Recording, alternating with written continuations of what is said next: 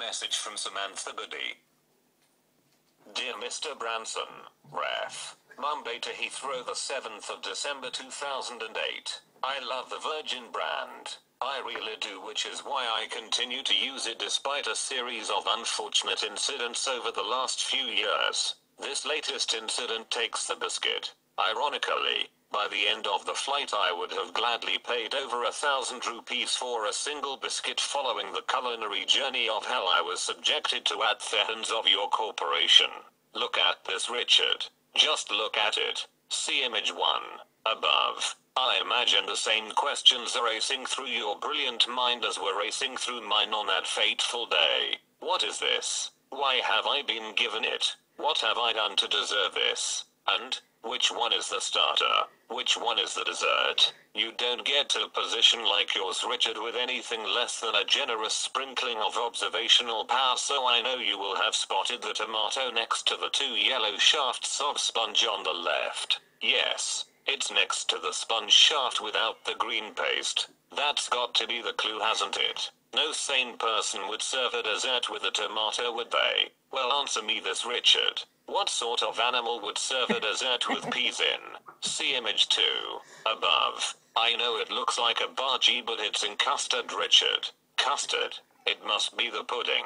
Well, you'll be fascinated to hear that it wasn't custard. It was a sour gel with a clear oil on top. Its only redeeming feature was that it managed to be so alien to my palate that it took away the taste of the curry emanating from our miscellaneous central cuboid of beige matter. Perhaps the meal on the left might be the dessert after all. Anyway, this is all irrelevant at the moment. I was raised strictly but neatly by my parents, and if they knew I had started dessert before the main course, a sponge shaft would be the least of my worries. So let's peel back the tin foil on the main dish and see what's on offer. I'll try and explain how this felt.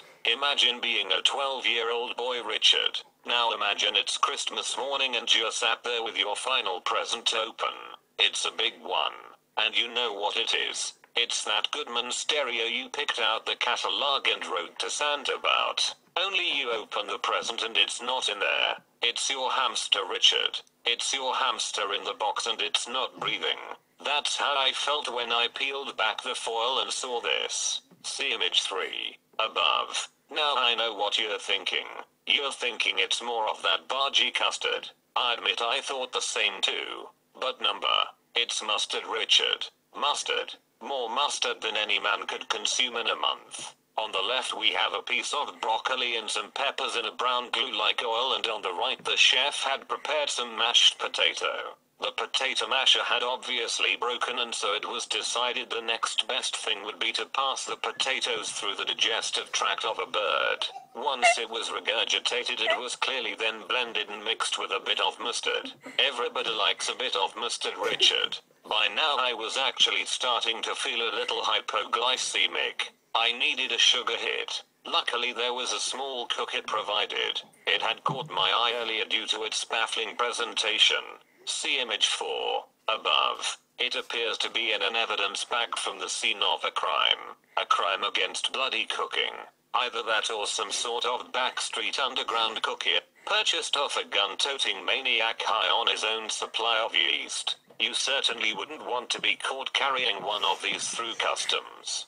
Imagine biting into a piece of brass, Richard. That would be softer on the teeth than the specimen above. I was exhausted. All I wanted to do was relax, but obviously I had to sit with that mess in front of me for half an hour. I swear the sponge shafts moved at one point. Once cleared, I decided to relax with a bit of your world-famous soundboard entertainment. I switched it on. See image 5. Above. I apologize for the quality of the photo. It's just it was incredibly hard to capture Boris Johnson's face through the flickering white lines running up and down the screen. Perhaps it would be better on another channel. See image 6. Above. Is that Ray Liotta? A question I found myself asking over and over again throughout the grueling half hour I attempted to watch the film like this. After that I switched off. I'd had enough. I was the hungriest I'd been in my adult life, and I had a splitting headache from squinting at a crackling screen. My only option was to simply stare at the seat in front and wait for either food or sleep. Neither came for an incredibly long time, but when it did, it surpassed my wildest expectations. See image 7.